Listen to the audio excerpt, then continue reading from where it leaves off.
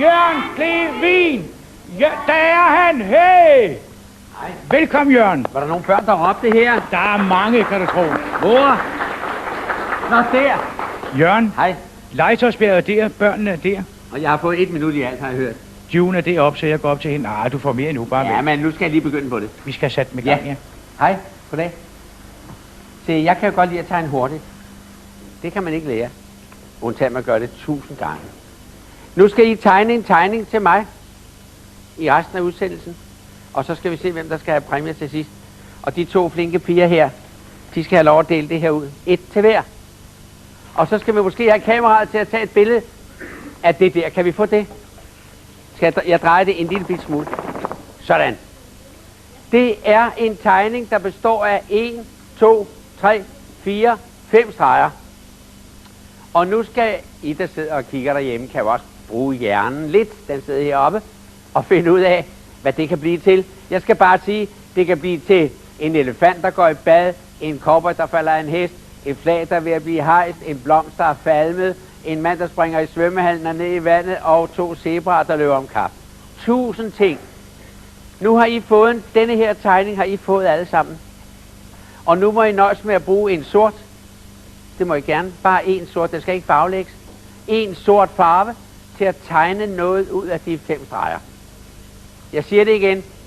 Der er 5 streger, og så skal I finde ud af noget. Og I, der sidder hjemme, kan ikke vinde noget, men I kan i hvert fald prøve at tegne det af og se, om I også kan. Rigtig god fornøjelse. Og over til Peter igen. Tak skal du have, Jørgen. Og så skulle vi gerne have telefon 1 klar. Og hvem er det? Det er Birgit Selin fra Ølsted. Velkommen til. Tak skal du have. De helt rigtige tal til June, må jeg bede om dem? Ja, det er nummer 5, Ja, nummer 30, ja, 45, ja, 51 ja. og 72. De var rigtige. Tillykke. Tak skal du have. Så er du nået frem til vores regnbue. Du har også mulighed for at komme i vores skattekiste, men du ved godt, vi har jo finder på så mange sjove ting ind i midten. Men nu skal jeg jo heller ikke tale dig fra noget, jo altså. Nej, vi tager nummer 13, når vi bliver enige om. Nummer 13? Ja, Ja. Og den var grøn. og den var grøn.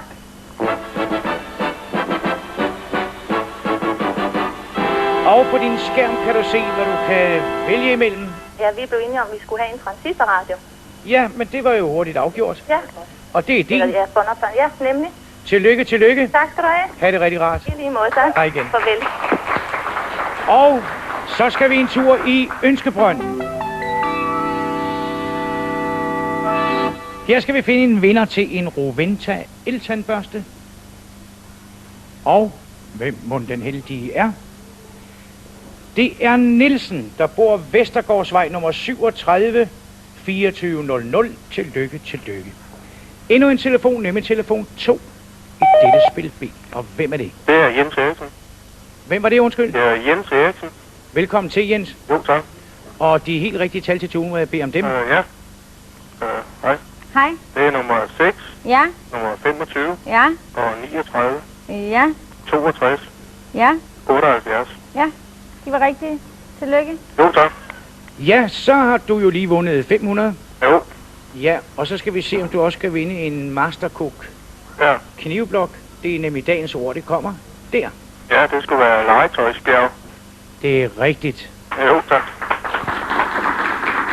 Den var simpelthen ikke så drillagtig alligevel, vel? Nej, det var nogenlunde oplagt. Ja, så det var det. Og så skal jeg jo også sige til dig, at du skal være sød at hjælpe andre. Vi skal nemlig have de sidste 4 tal af det telefonnummer, du ringer fra. Det er 3512. 3512, det er nemlig dagens lykketal, hvis man har det som de sidste 4 cifre i lykketallet. Altså det på bingohæftet. Der er jo andre lykketal i omløb i øjeblikket. Men hvis du har det, så har du altså vundet en Hitachi transistorradio, man kan sælge. Du skal have en ekstra gave, og det skal være et Klyngøre Silleborg. Jo, tak. 2 flasker vin fra Jens Elmbæk. Ja. Og et halvt kilo kaffe. Yep. Ja, var det i orden? Ja, det lyder meget fint. Godt, kan du have det rart. Ja, i lige måde. Hej igen. Hej. Og June skal i bunken finde en heldig vinder til en Gorinje støvsuger. Tak for det. Og det er Schmidt, der bor Krogstens Allé nummer 51 bolig nummer 17 i Hvidovre. Tillykke, tillykke. Og så skulle der være endnu en telefon, nemlig telefon nummer 3. Hallo? Hallo. Ja, hvem er det? Ja, det er Ivar fra København NV. Velkommen til. Tak. Du har også nogle Jeg gode har tal til nogle jule, ikke? numre, ja. Ja, må jeg bede om dem? Ja. Hej. Hej. Nummer 16, Ja, nummer 39, ja, 51, ja, 62 ja. og 88. Rigtigt. Tillykke. Tak for det. Er det dig selv, der har vundet? Ja. Ja, Øh, så skal vi jo finde på noget til dig, jo. Foreløbig så har du jo vundet de 400. Ja. Men hvordan har du det med Gran Italia pastaretter? Kender du dem? ja. Dem kender du ikke, vel? Nej, men det er jo ikke så meget. Hvorfor har? Ikke så meget for det, nej. Det er du ikke så meget for. Nej. Nå, jamen du skal da have det godt, så længe du er Ja. kommet igennem. Så går vi da den anden vej. Så kan du få et Lyngøre sillebord. Jamen, det er fint. Ja, Men tak for det. ja, og 2 flasker vin skal du også have. Tak. Ja, og et halvt kilo kaffe.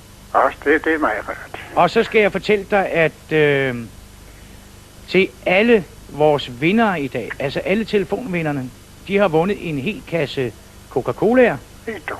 og det er hele liter. Jamen, tak for det. Ja. Og så sidst og ikke mindst, kig hen på din skærm, skal du bare se, Ja, hvad der tak. sker. Hvad siger du til det? Ja, jeg har en til. Ja, må jeg bede om lykkenummer på den? 26, 38, 97. Ja. Så er det et spørgsmål, om du skal have 50 eller 300. Ja. Ja. Og det er frøken Klokken, og hun er på vej. Nu skal du bare høre. 17, 10 og 20. Og 20.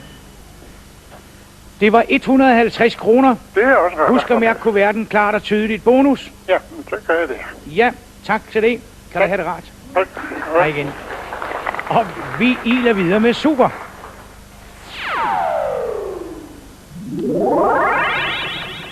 Nummer 72. 13. 63. 74.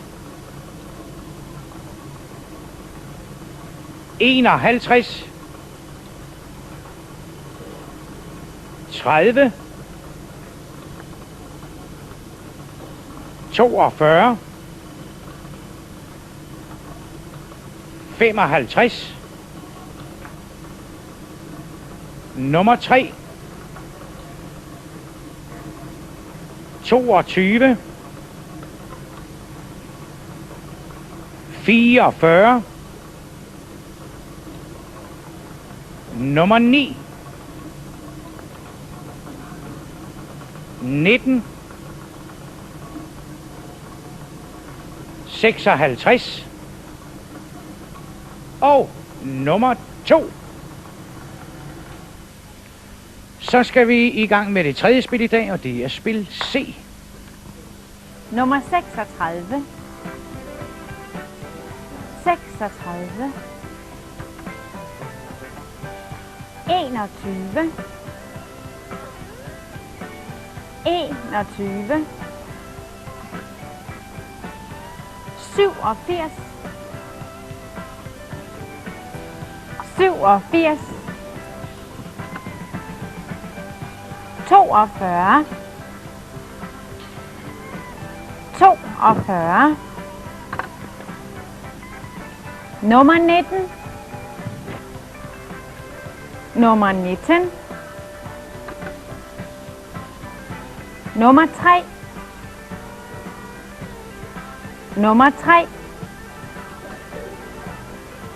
54. 54. 37. 37. 25.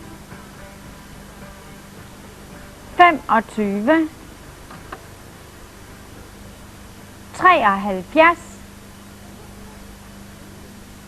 73. 84. 84. Nummer 17. nummer 17, 48, 48, 59, 59, nummer 60, nummer 60, 86, 86, 40, nummer 40, 72, 72, 56, 56, 76, 76. Og så er der bingo. Og der er også bingo hernede ved mig. Jeg står nemlig med marketingdirektør i Coca-Cola. Niels, velkommen til. Tak skal du have, Peter. Du bliver også kaldt Mr. Sprite. Ja, det gør jeg. Ja. Det hænger lidt sammen med, at det var mig, der var med til at lancere Sprite her i Danmark. Må jeg spørge dig, hvornår kom Coca-Cola til Danmark første gang? Ja, første gang, det var faktisk før krigen, men vi snyder lidt og fejrer faktisk vores 30-års jubilæum i år. Så det er altså 30 år siden, at vi fik det hertil. Er det ikke svært at sejle alt det cola til Danmark? Jo, det ville det nok være, hvis man gjorde det, men det gør vi faktisk ikke. Det er sådan, at vi har en fabrik ikke ret langt herfra i Glostrup, og så har vi en ude i Aarhus, og på de to steder, der tapper vi alt vores Coca-Cola og de øvrige produkter, vi har. Må jeg så spørge dig om en ting mere? Jeg har ladet mig fortælle, at man havde tænkt sig at lave den nuværende Coca-Cola om til en anden Coca-Cola. Er det rigtigt? Ja, det er faktisk rigtigt. Det var meget spændende. Det var i 1985. Der lancerede man en, der hed New Coke i Amerika. Der kom aldrig hertil. Men der var så meget vrøvl over det fra forbrugeren i Amerika, at man var nødt til at tage den ind igen. Jeg var faktisk derovre på det tidspunkt, hvor det skete. Og der afbrød man nyhedsudsendelserne. Det sker kun, hvis der udbryder krig, eller hvis en præsident dør. Og så meddelte man, at folk kunne være rolige. Den gode gamle Coca-Cola var kommet tilbage igen. Så der var glæde igen. Ja, det kan jeg forstå. Ja. Hvor mange produkter laver jeg? Nu Fanta drikker jeg jo i øjeblikket heroppe, men hvad laver I mere? Coca-Cola, Fanta, Vi laver Coca-Cola, Sprite? Fanta og Sprite og Sprite Light og Coca-Cola Light og Schweppes og Morgen. Ja. I alt har vi ved forskellige størrelser cirka 25 forskellige produkter, som vi laver. Ja. Til allersidst kunne jeg godt tænke mig at stille dig et spørgsmål. Det tror jeg, der er mange, der vil synes er ret morsomt, hvis jeg stiller dig spørgsmålet. Det er, hvor mange Coca-Colaer bliver der solgt om dagen hele verden over? Det er faktisk rigtig mange. Der bliver solgt 371 millioner flasker, og hvis du regnede med, at du lagde dem ved siden af hinanden, så kunne de nå 12.813 gange rundt omkring jorden, eller 1200 gange op til månen og tilbage igen. Og det er da meget pænt. Det er om dagen? Ja, om dagen, også om natten. Værsgo og skyld. Vi skal op til June her og vide, hvordan det går med vores super bingo-pulje. Tak fordi du kom. Tak. Super bingo-puljen, den er på 5.000 kroner. Den er fordelt imellem 8 spillere, så de havde hver 19 rigtige og fik 625 kroner hver. Og vores jackpot er nu oppe på 13.000 kroner. Ja, så skulle vi også gerne have en telefon 1 igennem i dette spil. Og hvem er det? Hallo? Ja, Ja, hvem er det? det er Sissi fra Glostrup. Velkommen til. Jo, tak. De rigtige tal til June, hvad jeg beder om dem. Ja, hej. Hej. Det er nummer 3, Ja, 19, ja, 42, ja, 54 ja, og 84. ja, de var rigtige. Tak. Tillykke. Så er du også nået frem til vores regnbue, og du har også mulighed for at gå i vores skattekiste. Ja, jeg tror gerne, jeg vil have skattekisten. Skattekisten? Ja, tak. Ja. Jamen, det er jo så spændende, hvad der er i den i dag. Ja, det er meget spændende. Vi finder jo på mange sjove ting, Ja, men man skal også finde på noget nyt en gang imellem.